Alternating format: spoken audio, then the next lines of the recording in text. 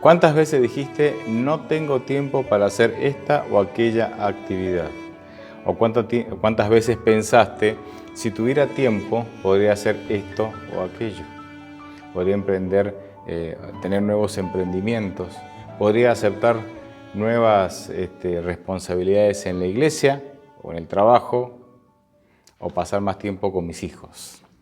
Muchas veces creemos que la solución es tener tiempo, y aunque eso obviamente es parte o sería parte de la solución, a veces más que tiempo necesitamos oportunidades. Por eso el título de esta reflexión es Tiempo no es lo mismo que oportunidades.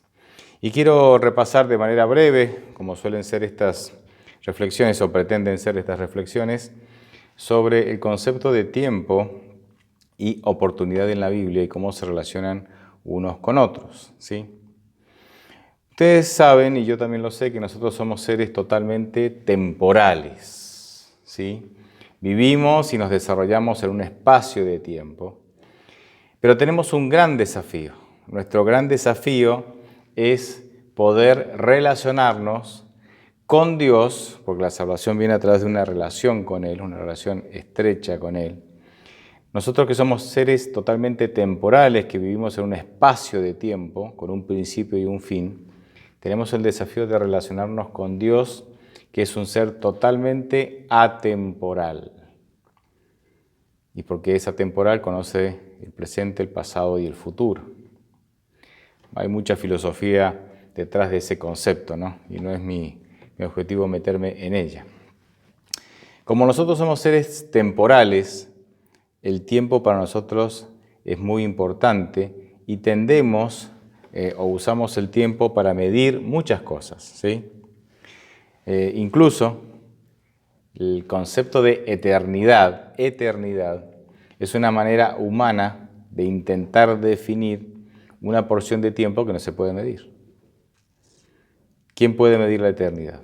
Imposible. Pero nosotros esa porción de tiempo no medible la medimos, la definimos como eternidad, intentando definir esa porción de tiempo que no es posible medir.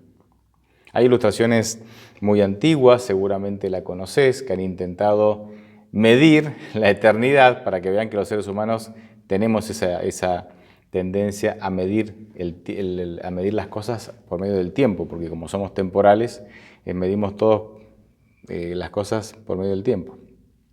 Hay una ilustración muy antigua que dice que si una paloma viene a la cordillera de los Andes, ¿verdad?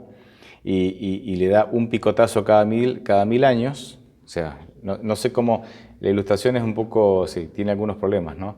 Porque supongo que no será la misma paloma, pero supongamos que una paloma viene y cada 1000 años da un picotazo a la cordillera de los Andes. Cuando esa paloma logra deshacer toda la cordillera de los Andes, dando un picotazo por año a la roca dura y durísima, entonces eso es eternidad. Bueno, maneras humanas de medir lo que no se puede medir.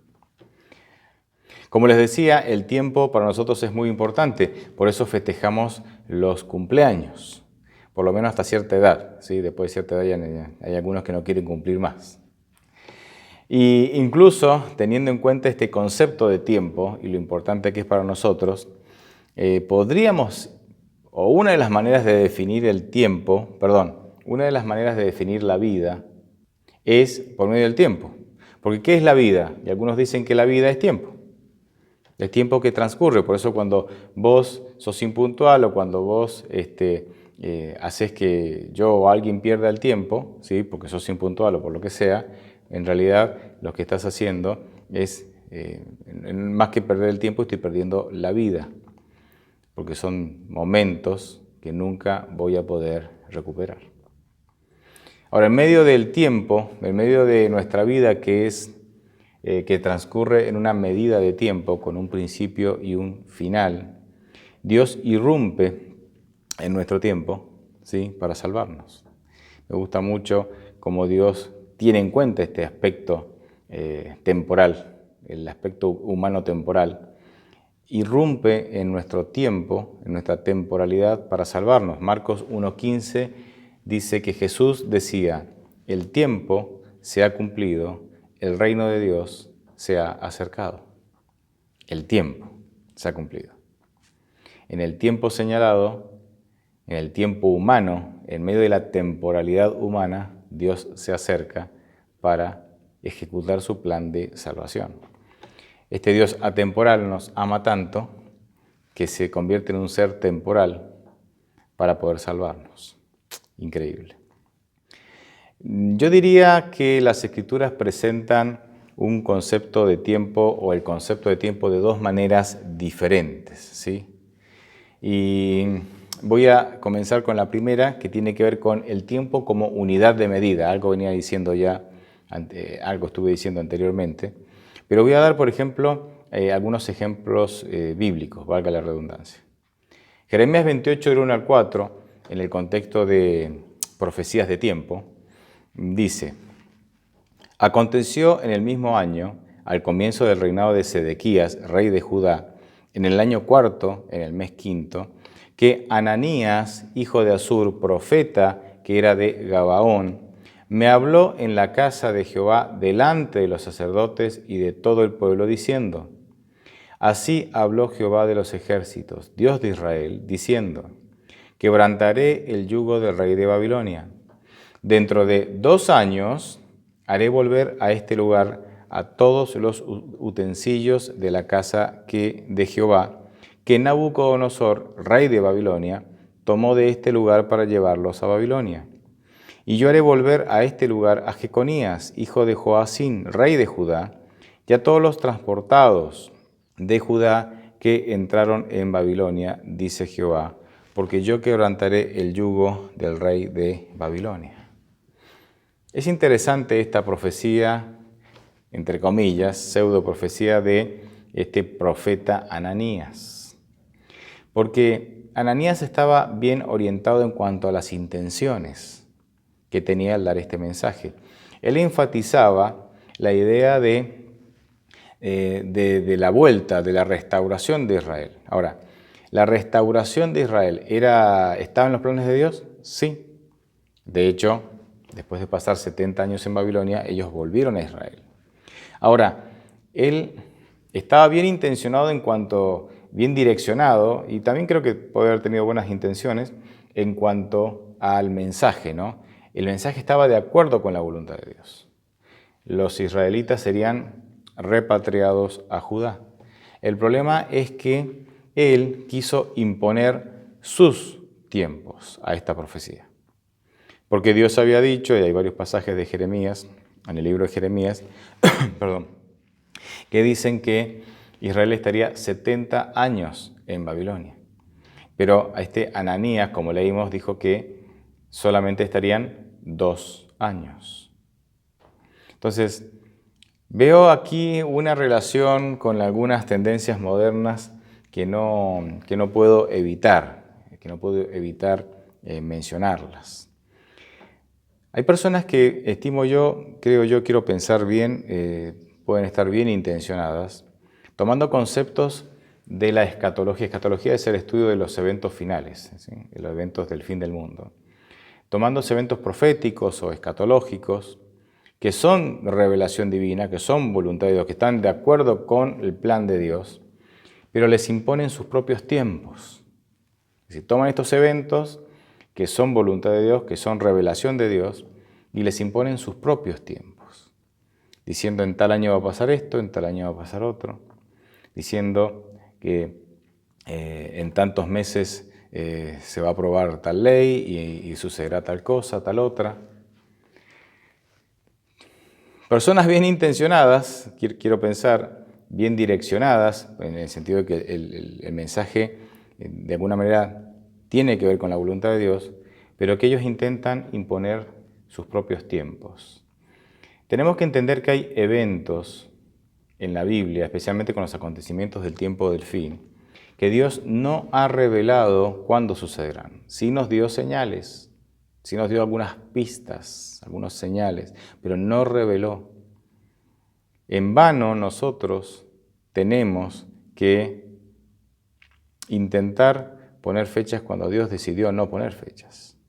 Y hay muchas razones por las cuales Dios decide no poner fechas, y una de ellas, tal vez la más usada, es que si nosotros supiéramos cuándo Cristo viene o cuándo sucedería determinado evento dentro de la escatología, dentro del tiempo del fin, nosotros especularíamos. La mayoría de nosotros seguramente especularía, diciendo, bueno, si es en tal año, yo voy a seguir mis planes hasta 2 días antes, ¿verdad? Unas semanas antes, y después, es así. Es así. Y Dios sabe, y hay otras razones también, por supuesto, y Dios sabe. Otra de las razones por las cuales algunos se sienten tentados a poner fecha a algunos eventos que Dios ya reveló, es que intentan, a través de esas fechas, poder despertar a la iglesia, ¿no? Y la iglesia no se despierta con fechas, porque las fechas lo que hace, las fechas para aquel que no tiene una relación concreta con Dios, genera miedo e inseguridad. Y Dios no quiere que vos te acerques a Él por miedo e inseguridad. La base de la relación que nosotros tenemos con Dios tiene que estar, es el amor. Nuestra relación con Dios tiene que estar basada en el amor. Entonces, si vos usas el miedo y la coerción para poder asustar a la gente y de esa manera que la gente empiece a tomar decisiones en favor de Dios y de su salvación, nos volvemos terroristas espirituales, en donde la motivación que usamos para que la gente vuelva a Dios es el miedo. Y Dios no es un terrorista espiritual, ni desea que nosotros seamos terroristas espirituales. No impongamos nuestros propios tiempos a aquellos eventos que Dios ha decidido no ponerle un tiempo definido en su santa y sana sabiduría. La segunda manera en que la Escritura, de alguna manera desarrolla el concepto de tiempo, tiene que ver con tiempo de oportunidades, y esto me parece muy importante. Y voy a leer un solo texto en la Biblia y voy a compartir con ustedes tres conclusiones, y la tercera tiene que ver con esto de las oportunidades. Leemos Efesios 5 del 15 al 17, dice, por tanto, cuidado con su manera de vivir. No vivan ya como necios, sino como sabios. Aprovechen bien el tiempo porque los días son malos. No sean pues insensatos, procuren entender cuál es la voluntad del Señor. Voy a destacar entonces 3 ideas que son ideas contrastantes. De estos 3 versículos surgen 3 ideas y que es una idea en donde uno aprende por contraste, ¿sí? La primera en el versículo 15 dice, no vivan ya como necios, sino como sabios.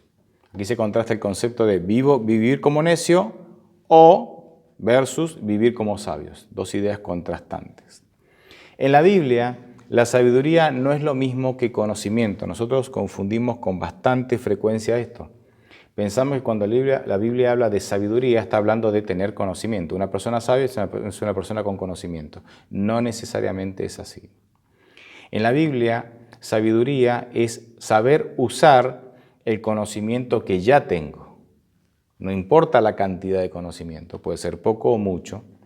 Ser sabio es saber usar correctamente la cantidad de conocimiento que yo ya tengo.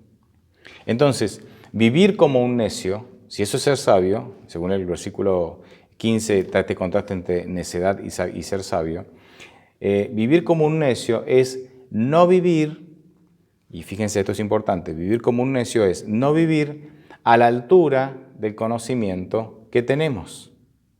Repito, vivir como un necio es no vivir a la altura del conocimiento que tenemos.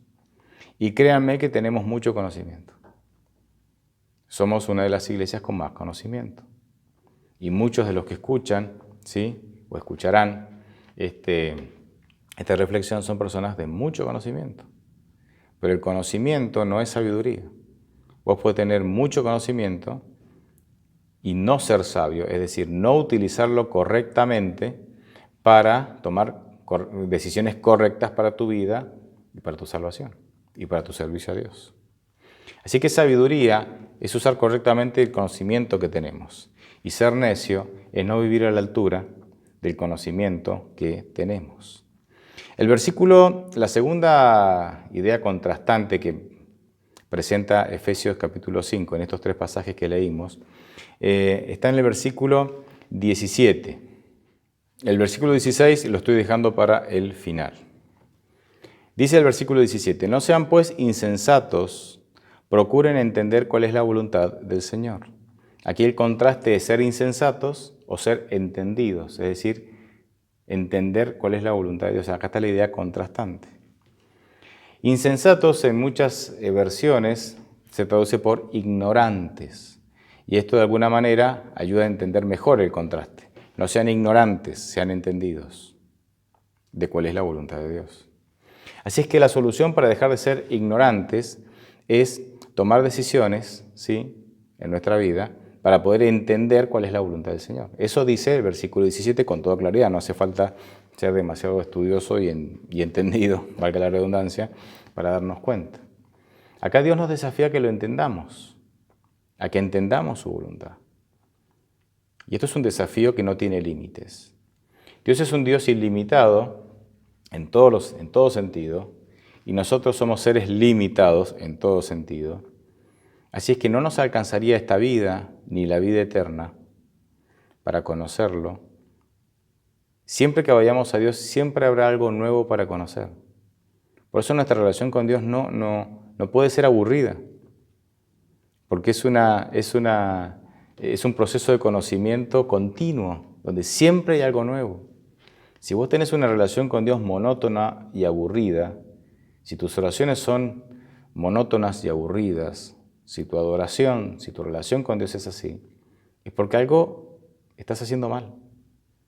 Porque conocer a Dios es una aventura diaria, increíble, que no tiene límites. Y Dios nos desafía, no solamente en este pasaje.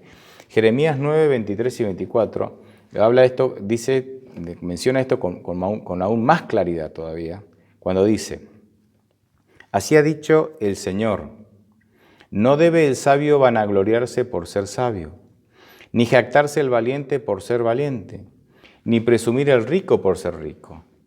Quien se quiera vanagloriar, que se vanagloríe de entenderme y conocerme, porque yo soy el Señor, que hago misericordia, imparto justicia y hago valer el derecho en la tierra, porque estas cosas me complacen, me agradan.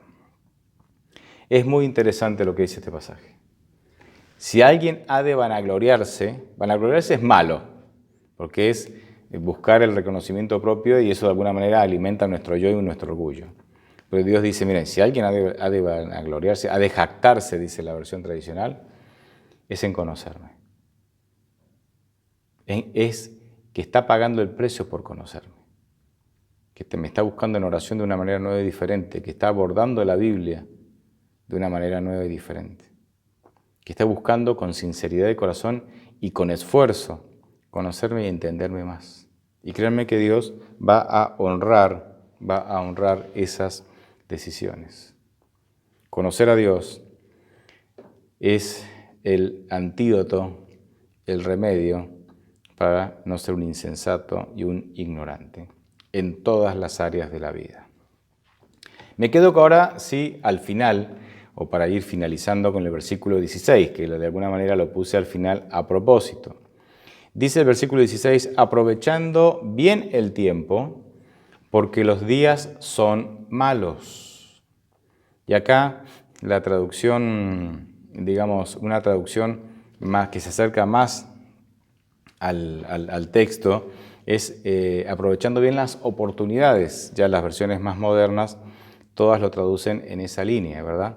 Aprovechando bien las oportunidades o el tiempo de oportunidades, porque los días son malos.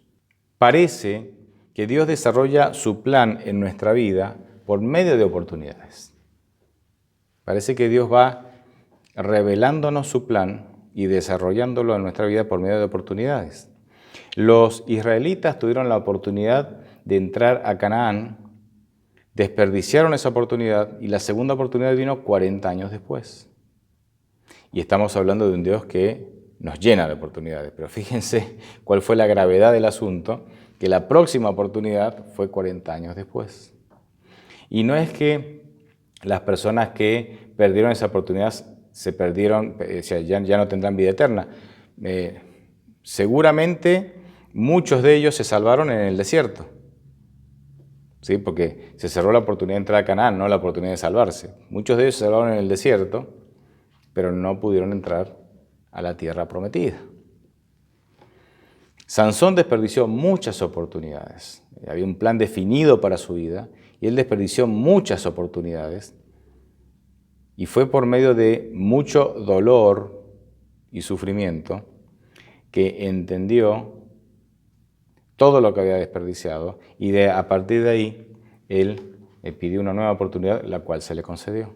Y termina como un héroe en la fe, según Hebreos 11. Es interesante esto de las oportunidades. Por eso les decía al principio que nosotros a veces pedimos tiempo, cuando Dios en realidad, además de tiempo, me parece que lo que nos quiere dar son oportunidades. Leo Eclesiastés 9, 10 y 11, un texto que habla, me parece muy bien, sobre este concepto de las oportunidades que la vida nos presenta. Todo lo que te venga a la mano hacer, hazlo según tus fuerzas. En el sepulcro, que es a donde vas, no hay obras, ni proyectos, ni conocimiento, ni sabiduría. Volví la mirada y vi bajo el sol que no son los más veloces los que ganan la carrera, ni son los más fuertes los que ganan la guerra. También vi que los sabios no tienen qué comer, que quien es inteligente no es necesariamente rico, y que quien tiene conocimientos no siempre es favorecido. Todos ellos tienen su momento y su ocasión. Interesante. Este concepto de momento y ocasión. Hay un momento, hay una ocasión, hay una oportunidad.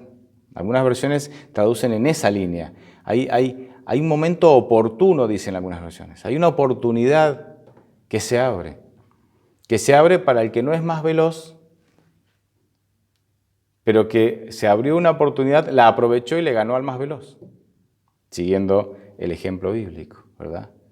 Hubo una oportunidad para que el que no era tan sabio pudiera aprovechar mejor las ganancias o las oportunidades laborales y tuviera entonces, dice, mejores recursos económicos, porque habla de que hay sabios que de pronto no tienen ni siquiera que comer. Sí, aquí habla también de oportunidades económicas. Es muy interesante esta cuestión de las oportunidades. Parece que Dios desarrolla el plan que tiene para nuestra vida a través de oportunidades que muchas veces desperdiciamos. Y las desperdiciamos porque no estamos en sintonía con Dios. No estamos en sintonía con Dios. No estamos en plena comunión con Dios y las oportunidades están ahí en nuestras narices y nosotros no nos damos cuenta. O las oportunidades están ahí en nuestras narices, las vemos, pero como nuestro orgullo es el que dirige nuestra vida, nuestro yo es el que dirige nuestra vida, no las consideramos oportunidades correctas o valederas o que valen la pena, ¿sí? Las dejamos pasar. Este es muy interesante. De ahí la importancia de estar en comunión plena con Dios, en esa entrega absoluta y plena con Dios, total. De tal manera que cuando Dios ponga delante de nuestras oportunidades, podamos reconocer que esas oportunidades son de Dios. Fíjense el ejemplo de los 12 espías. No leo el texto, está en Números 13 y 14. O sea, 10 de ellos no vieron a Canaán como una oportunidad. Y 2 de ellos, Josué y Caleb, lo vieron como una oportunidad. Y no es casualidad que la Biblia menciona a Josué y a Caleb como personas consagradas y a las otras no.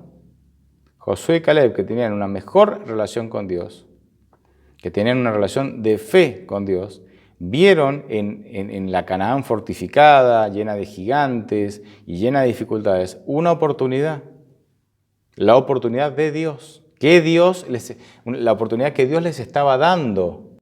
Y los otros, aunque eran parte del pueblo de Dios y cumplían con los mandamientos y daban el diezmo, etcétera, etcétera, tenían una relación religiosa con la institución, pero no una relación estrecha con Dios, que es el autor de la institución. Y entonces no vieron en esa Canaán la oportunidad de Dios. Y perdieron, valga la redundancia, de entrar la oportunidad de entrar a Canaán. Quiero ilustrar esto con algo muy sencillo, ¿sí? Algo muy sencillo. Hace un tiempo atrás, viajando hasta Entre Ríos, pasábamos por la autopista que está entre Victoria y Rosario, ¿sí? O Rosario-Victoria, depende de en qué sentido uno la toma. Es una autopista que va cruzando, que cruza el río y está ahí en el delta. Y es una autopista estrecha, tiene pocos lugares para, cuando uno va en coche, no en auto, para sobrepasar por las curvas, por las subidas y las bajadas, y por el tráfico que viene de frente. Es una autopista, digamos, difícil de hacer sobrepasos. Y yo tengo un auto bastante modesto y la potencia del motor es muy modesta, tiene solo 60 caballos de fuerza y ya tiene muchos kilómetros, así que son 60 caballos flacos ya, ¿no? Ya están delgaditos, ya están viejitos.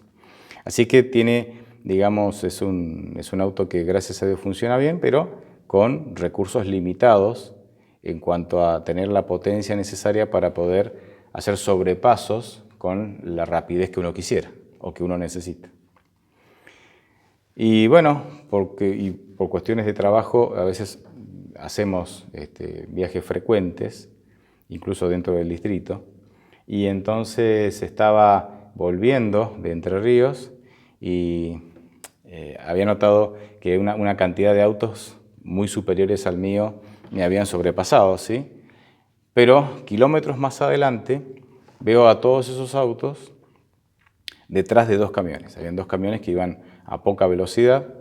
Todos esos autos que me habían sobrepasado, que tenían el doble y hasta el triple de potencia que el mío, estaban ahí.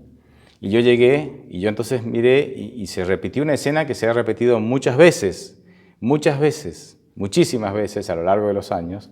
Y es, si estos autos con toda la potencia que tienen no pueden pasar estos camiones, ¿qué voy a hacer yo? Que necesito mucho más distancia, ¿sí? Mucho más tiempo, porque yo voy mucho más lento, hago el sobrepaso mucho más lento, ¿no? Y estaba ahí, ¿no? Y le hice uno de los tantos reclamos, sí, de buena onda, digamos, a Dios, ¿no?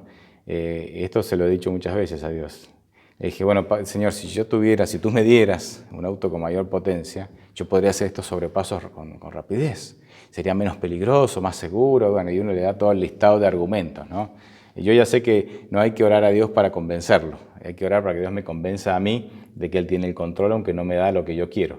Pero uno los argumentos los presenta, porque Dios de paso también nos permite que nosotros presentemos nuestros argumentos. Y estaba ahí presentando mis argumentos a Dios, ya llevábamos algún tiempo todos ahí detrás de los camiones, y asomo la cabeza y veo una posibilidad, veo una oportunidad. Miro para atrás, no viene nadie, me abro y con la lentitud que me caracteriza a mi coche, voy lentamente pasando, ¿no? Auto por auto, y paso una fila de dos camiones y eran 6 u 8 autos ahí, larga, ¿no? Larga, extensa. Y paso, y cuando uno va pasando va mirando adelante por si aparece uno, y pasé. Pasé el último camión, vuelvo a mi carril, hice como 1 kilómetro más, vi una curva, y instintivamente miré hacia el espejo retrovisor, a ver si yo, con las condiciones limitadas que tenía, había pasado cuántos autos más habían pasado. Ninguno. Bueno, pasó la curva, por curiosidad me seguí quedando adelante, dejé de avanzar y me quedé varios kilómetros adelante, mirando por el espejo, y ningún auto, aunque eran muchos más potentes que el mío, en los kilómetros que faltaba hasta llegar a Rosario, pudo pasar esos camiones. Después, bueno, obviamente me adelanté, pero estuvimos ahí varios kilómetros. Hay personas que dicen que yo oro y Dios no me contesta, Dios no me habla, Dios no sé cuál es la voluntad de Dios, pido a Dios orientación y no sé cuál es la voluntad de Dios. Miren, si esa es tu realidad, el problema es tuyo, o es mío. Si esa es nuestra realidad, el problema es nuestro. No es que Dios no se puede comunicar. ¿Por qué les digo esto? Porque en ese instante, después que observé que yo que era el menos promisorio para pasar, pasé y los más promisorios no pasaron, un pensamiento de Dios vino a mi mente. Una idea así cayó en mi mente. Y la idea fue, vos pedís potencia, un auto más potente, y yo te ofrezco oportunidades. Y eso me golpeó, hermano. Esa idea me golpeó. O sea, me sacudió. Seguís teniendo un auto modesto, pero yo te di una oportunidad que otros no tuvieron o que otros no aprovecharon. El secreto no es la potencia del auto, el secreto es que aproveches mis oportunidades. Y seguir reflexionando, porque eso fue un pensamiento tan significativo que seguí reflexionando. Y a veces pensaba, ¿no? Reclamamos talentos, capacidades a Dios. Y Dios nos ofrece oportunidades para desarrollar esos talentos. O nos ofrece oportunidades a través de las cuales nos dice, no mires el talento del otro, yo te di talentos a vos, desarrolla el que te di a vos, no anheles ni pidas el talento del otro, porque mi plan para vos no es el mismo para el otro. Nosotros reclamamos capacidades y Dios nos da oportunidades para desarrollarlas, las que ya tenemos. Y seguí pensando, ¿no? Y pensé, reclamamos recursos, cuando Dios nos da la oportunidad, o sea, mándanos recursos, mándanos dinero para que podamos construir, avanzar, tener, evangelizar.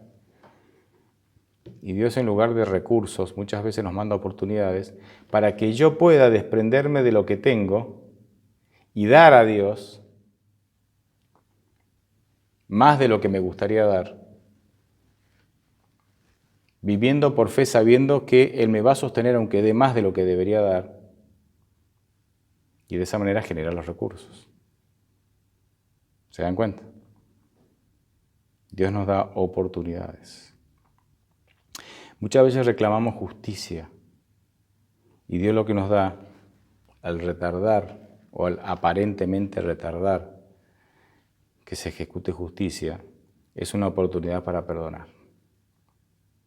Porque si la justicia se ejecutara rápidamente, posiblemente yo no sentiría la necesidad de perdonar a otros. Y perdonar a otros está directamente relacionado con mi salvación. Con mi salvación. No sé si esta frase está muy de moda ahora, pero hasta hace un tiempo por lo menos se hablaba de matar el tiempo. ¿Qué estás haciendo? Matando el tiempo, o sea, haciendo nada útil, digamos, nada útil. Matar el tiempo. Es decir, tengo tiempo, no lo puedo guardar, porque el tiempo no se ahorra. No tengo nada útil para hacer, así que estoy acá, dejando que transcurra, matándolo para poder, hasta que llegue algo, ¿verdad?, útil o entretenido para hacer. Creo yo que la invitación de Dios es que nosotros podamos vivir junto a Él una vida plena, cada minuto de nuestra vida. Dicho de otra manera, que cada minuto de nuestra vida sea una vida plena, llena de su presencia. Y ya no vivamos matando el tiempo, porque el tiempo no se ahorra, el tiempo pasa.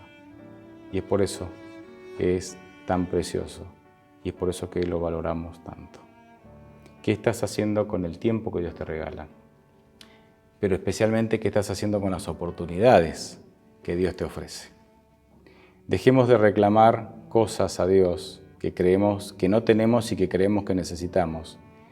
Y pidamos al Espíritu Santo que nos ilumine para que podamos apreciar las cosas que ya tenemos y poder desarrollarlas y poder aprovechar las oportunidades que ya Dios nos ha dado, incluso desde hace mucho tiempo. Dios te bendiga.